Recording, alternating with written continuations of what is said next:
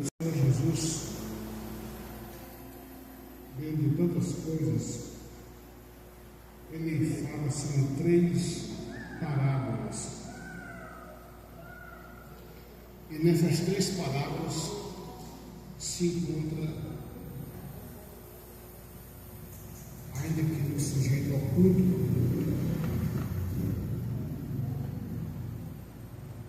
elementos que foram perdidos e que foram encontrados.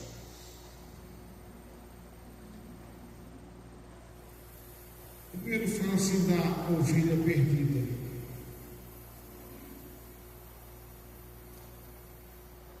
E tudo Jesus falava por parábola.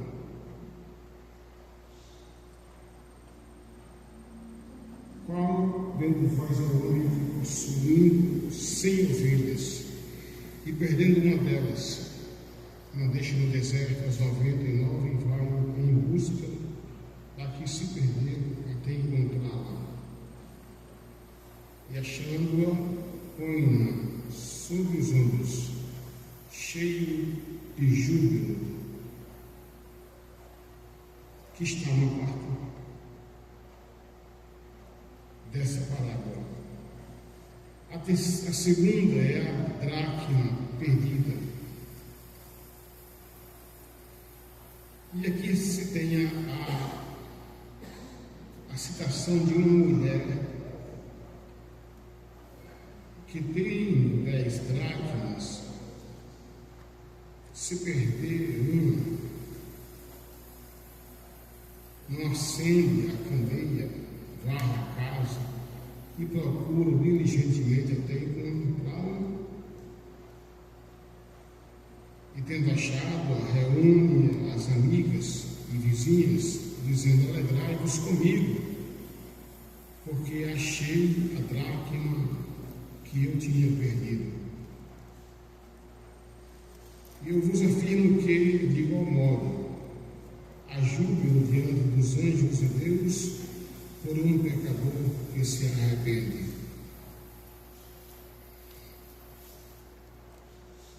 Foi o texto que nós fizemos a leitura.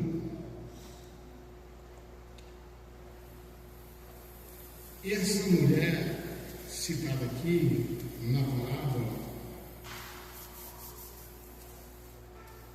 ela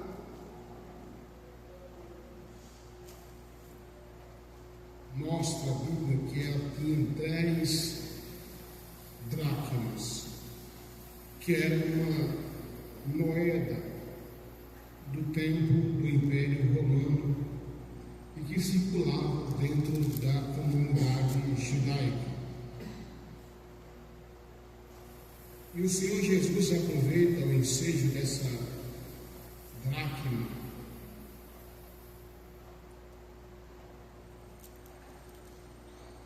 para falar sobre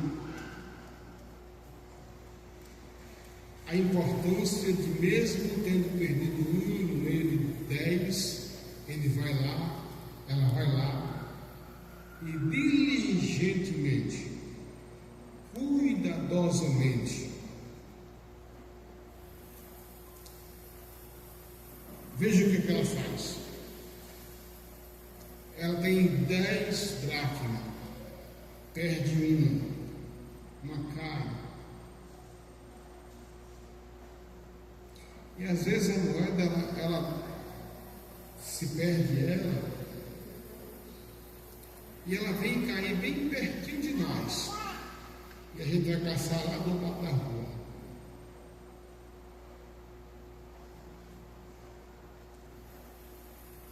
Mas, diz a palavra do Senhor,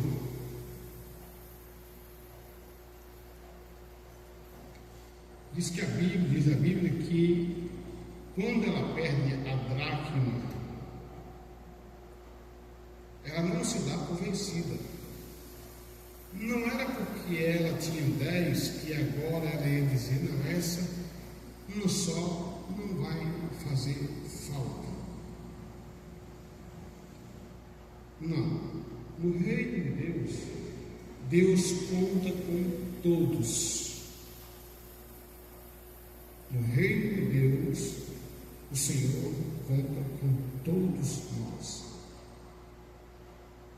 Ainda que tenhamos, ou alguém tenha seu modo, seu jeito, às vezes assim, às vezes de um modo, de outro, às vezes não tão bem aceito, mas Deus quer, Deus não joga fora.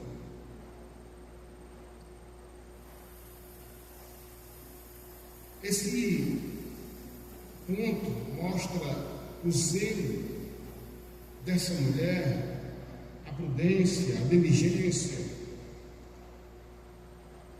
quando ela percebe que das 10, uma se perde.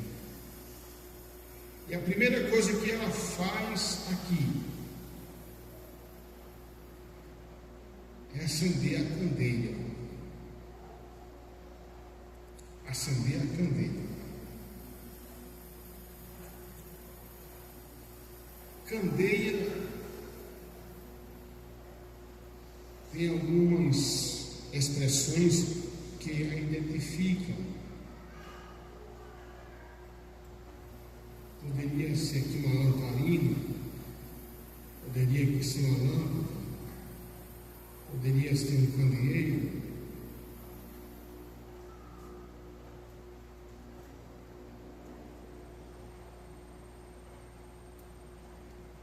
Mas aqui ela acende a candeia.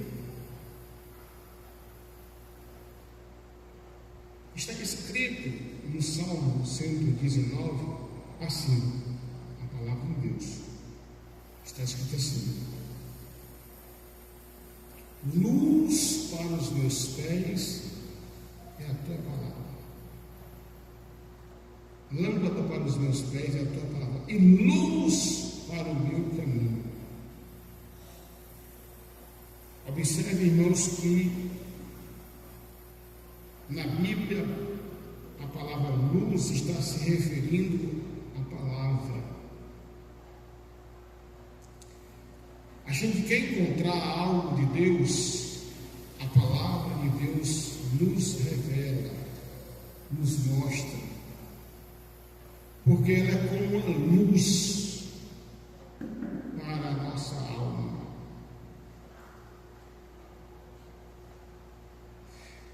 E tudo que o inimigo faz é lutar para que não tenhamos contato com as Escrituras.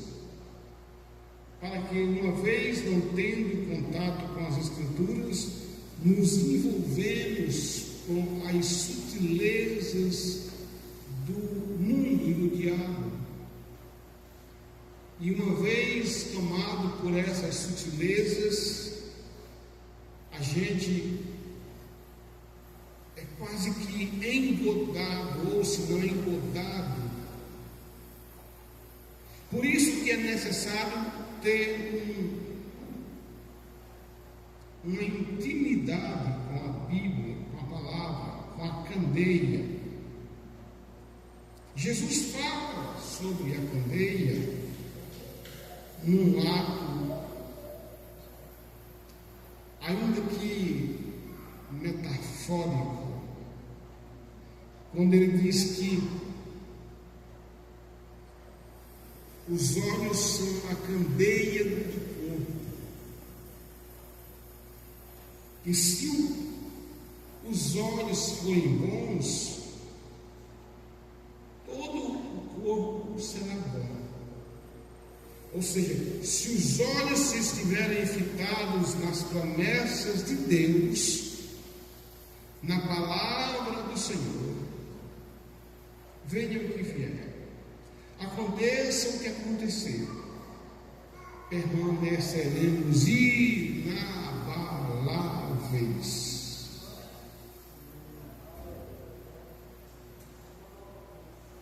Agora é preciso estar na palavra, não fugir dela, nem para a direita, nem para a esquerda, muito menos voltar atrás. A outra coisa que ela faz é varrer a casa. ela varre a casa, porque ela não aceitava perder a dracma. Ela não aceitava perder aquilo que Deus lhe tinha dado. O que é nosso, irmãos, nós não podemos deixar o inimigo roubar, não. O que é nosso, nós não podemos deixar que se perca, ou que se roube, ou que se tome de nossas mãos. Lembremos-nos de Apocalipse, o Senhor Jesus dizendo: guarda o que tens, para que ninguém tome a tua coroa. O que é que tu tem? Você pode até se perguntar: o que é que eu tenho de tão importante, tanta coisa?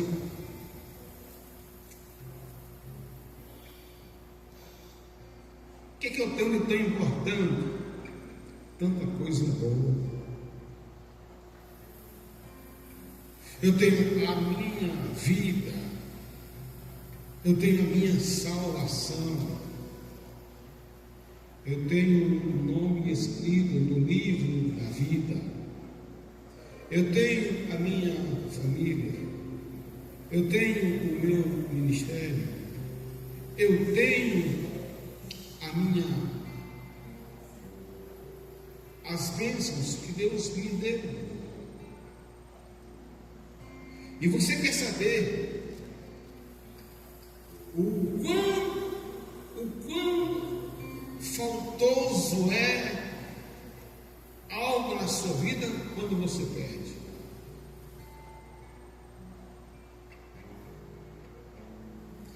Quem já teve a sensação de perder, por exemplo, 10 reais? É 10 reais. Mas você fica inquieto, você fica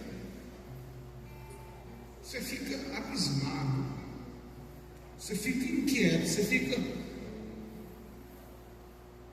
pé da vida. É 10 reais.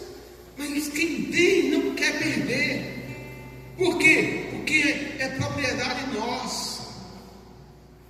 E Deus tem tanto zelo por nós, que Ele diz que nós somos propriedade peculiar de Deus.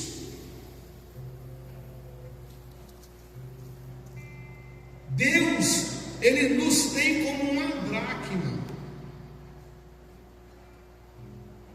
Quem vai a Cristo, Ele de maneira nenhuma o lança fora. Por quê? Porque é de Deus.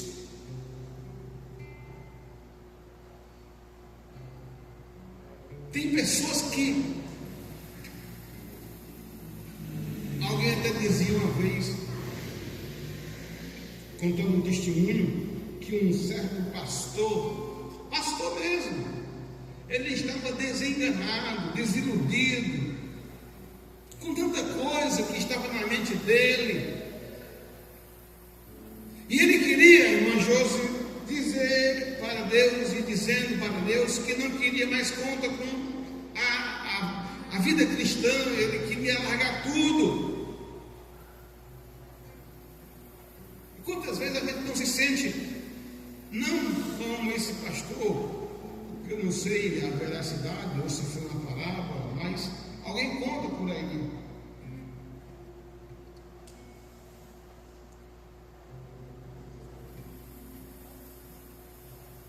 E esse homem disse para si e para Deus: olha Deus, eu estou largando o ministério, eu estou largando a igreja, eu estou largando a vida de crente, eu vou viver a minha vida. Mas irmão, o que é de Deus é de Deus. O que é propriedade de Deus é propriedade de Deus. E Ele não abre mão de perder aquilo que é dele. E diz a história que aquele pastor, ele diz: hoje eu vou para o mundo. E ele disse: e hoje eu vou para um prostíbulo. E ele foi para o prostíbulo. E quando ele chega no prostíbulo, dentro daquele prostíbulo tinha uma mulher meretriz, desviada dos caminhos de Jesus.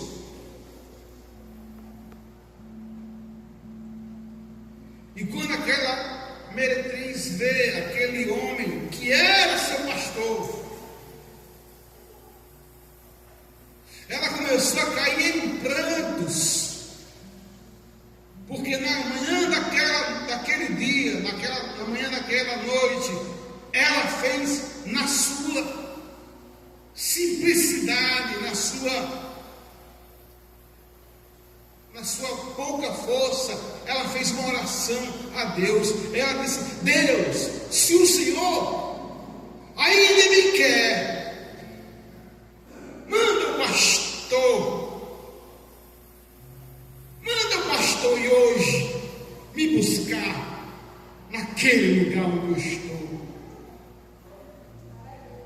Ela já morava lá dentro, irmãos, e o pastor estava lá. Mas antes do pastor sentar numa mesa, numa cadeira, numa mesa, e pedir a primeira cerveja, aquela mulher gritou: meu pastor! Eu orei pedindo a Deus que mandasse o Senhor aqui hoje vir me buscar. A dracma estava sendo encontrada. Irmão, quando o homem, a mulher de Deus, a dracma é de Deus, nem para desviar presta.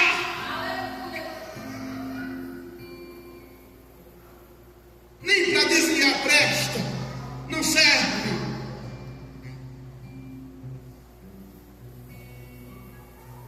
Quando a luta estava renhida entre Israel e o exército inimigo, os filisteus, tentaram colocar uma roupa em Davi, e a roupa não cabia em Davi.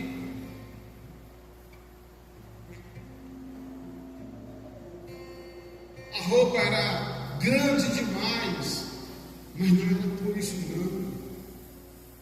Davi se infatigou, tirou aquela roupa de luta, de guerra, jogou fora a espada, jogou fora a lança, não quis o escudo, pegou simplesmente sua funda e as pedras e foi ao embate do soldado filisteu. Mas sabe o que significa isso? É que roupa de desviado não combina com roupa de quem é cidadão do céu. Aquela mulher, sem saber, estava sendo salva e evitando que aquele homem se perdesse. Mas aquela mulher dessa dracma, dessa parábola, depois que varre a casa, ela vai procurar diligentemente até encontrar. Ela não se dá por vencida. Ela puxa uma cadeira, ela puxa um estofado, ela vai debaixo da cama, ela varre, ela vai em cima, vai embaixo, ela procura de todas as formas. E o texto diz que ela encontra, ela acha aquela dracma, e achando aquela dracma, ela fica tão feliz, tão jubilosa, que ela chama a vizinhança inteira dizendo: alegrai-vos comigo, porque achei a dracma que eu tinha perdido. Deus tem prazer nos seus. Deus tem prazer na dracma perdida. Deus tem prazer na ovelha que volta para o rebanho. Deus tem prazer na vida do filho pródigo que rejeita as bolotas do mundo e se encontra com o seu pai.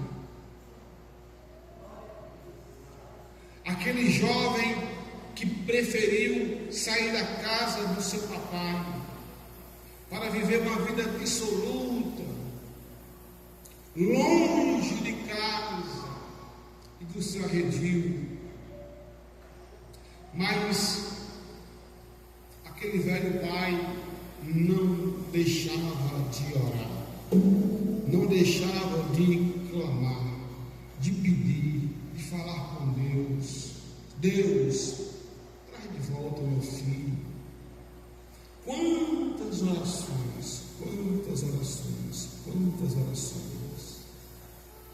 Eu quero aproveitar esse ensejo para dizer algo que vem ao meu coração, direto no coração de Deus. A tua oração, ela já foi ouvida. A tua oração já foi ouvida. Aquela dracma que estava, eu estou falando estava,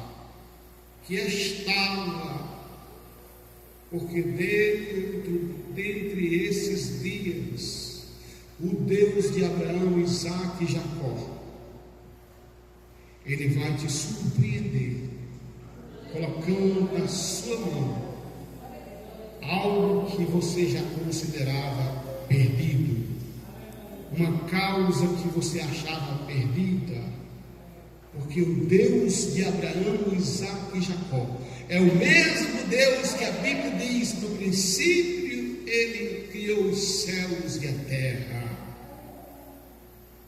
Louvamos a Deus porque Ele é bom e a misericórdia dele dura para sempre. Diz a Bíblia Sagrada que aquele homem, imagino eu na minha imaginação, que ele ficava todos os dias, depois dos afazeres, ele botava uma cadeira e ficava olhando para o caminho que um dia ele viu o filho sumir. Ele tinha a sua esperança: um dia meu filho vai voltar pelo mesmo caminho que ele saiu. Eu posso imaginar a sua vista um pouco turva, mas ele de longe, ele vê uma pessoa vindo de lá para cá, roupas de maltrapilho. Ele vê aquele homem todo desconcertado. E quanto mais aquele homem se aproxima, isso é pensamento meu, ele vai enxergando, ele vai visualizando uma pessoa está se aproximando dele. E eu posso imaginar que ele, do alpendre da sua casa, contempla o filho que um dia saiu da sua casa, que saiu para viver uma vida dissoluta, uma vida regada no pecado. Eu posso imaginar que aquele homem, pai daquele homem que saiu, aquele jovem, ele fitou os olhos e ele perceber que ali era o filho dele.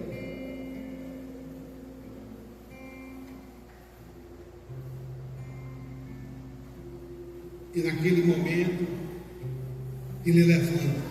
Vamos imaginar a cena? Ele levanta. E quem sabe ele não diz: será que ali é meu filho? O caminhado se parece.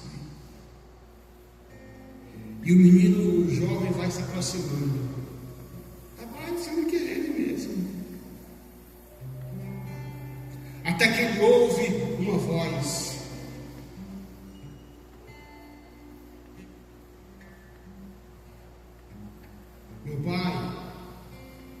Eu não sou digno de que me aceite como filho, mas pelo menos como um jornaleiro,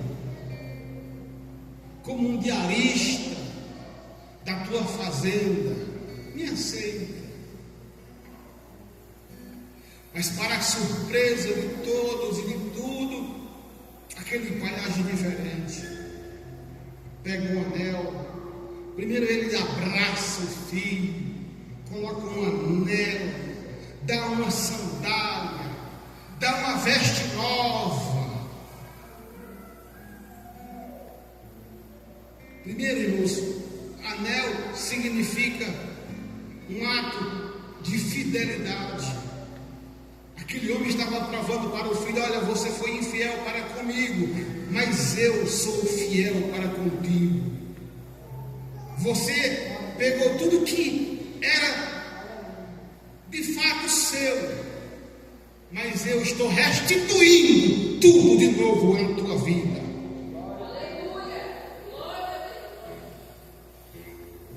Agora eu vou te dar uma roupa nova, símbolo de renovação espiritual. Eu vou te dar esta roupa nova. Será que você pode entender que Deus, Ele também é poderoso para te revestir de uma renovação espiritual? De uma renovação espiritual, de uma mente nova, de uma mente de Cristo. É Paulo que escreve: rogo-vos, pois, irmãos, pela compaixão de Deus,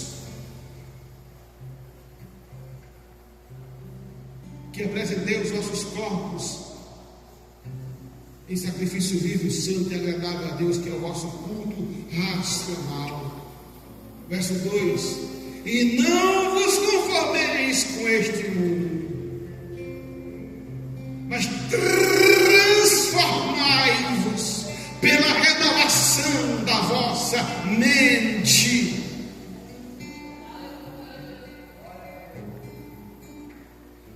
Deus tem roupa nova, Deus tem um anel novo e de ouro para os seus filhos nesta noite.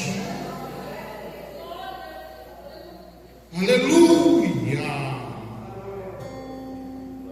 Esta obra não é de Zé Silva, ela não é do pastor Francisco, ela pertence a Jesus Cristo, e nós somos seus servos, mordomos desta obra. Deus está entregando anéis de comunhão, roupas espirituais e calçado de salvação.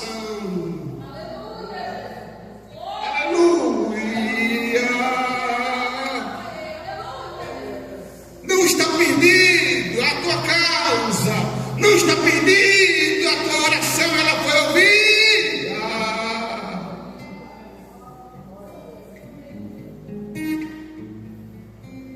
Aleluia. Oremã, machumana.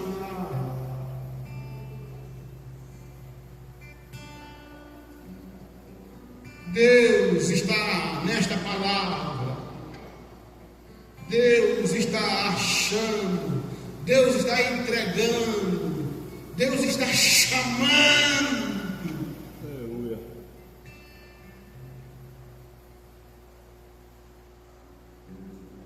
Os seus. Eu não sei qual é a dracma que tu está pedindo, eu não sei qual é o pedido que tu tens feito, mas eu creio nesse Deus tão poderoso, capaz de fazer coisas impossíveis, de fazer um morto de 4 dias ressuscitar ou voltar à vida. Esse Deus que é capaz de fazer fazer o sol parar, a lua deter, o mar se aquietar, o vento parar. Esse é o Deus, como diz o hino, que eu conheço. Esse é o Deus da igreja, é o Deus que transforma a água em vinho. Esse é o Deus que anda sobre as águas. Você não está só nessa peleja. Anda da barcanta e amarrar. Eu estou dizendo que esse Deus anda sobre as águas. Eu digo a você nesta noite que Ele abre portas de possibilidades. Porque alguém disse que não ia dar certo, mas Deus provou que deu. Alguém está dizendo não vai dar certo, mas Deus está dizendo vai dar certo. Porque não é coisa humana, é divina, é de Deus. E um dia alguém para me provocar disse assim, para me provocar, que tem gente que provoca o pastor. Jesus não está salvando essa igreja. Eu calado fiquei. Segura essa aí, murmurador. Segura essa aí, murmuradora.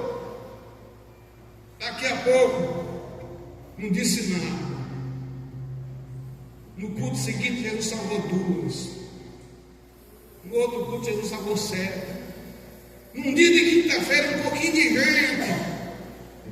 E eu nem percebi, tinha 10 pessoas ali não crentes. Uma família inteira e outros mais. De uma só vez, Jesus salvou 10. Resumindo, irmão, no espaço de 28 dias, 35 vidas voltaram e aceitaram a Jesus de Nazaré, porque a obra é de Deus.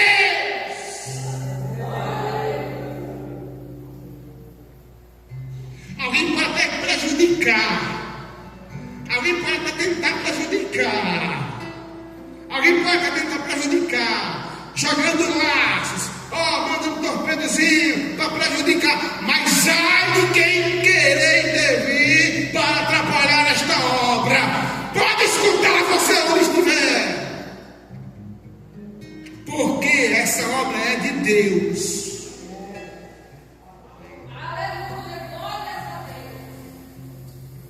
E como prova que Deus é o dono desta obra, Ele dará um sinal para a congregação e o subcampo em Carnaíba do Sertão. Ele vai dar um sinal, e vocês vão lembrar desta palavra de hoje, porque para Deus tudo é possível ao que crê, ao que crê, ao que crê, ao que crê. Aleluia. Meus irmãos, que Deus vos abençoe com toda a sorte de bênçãos, em nome de Jesus.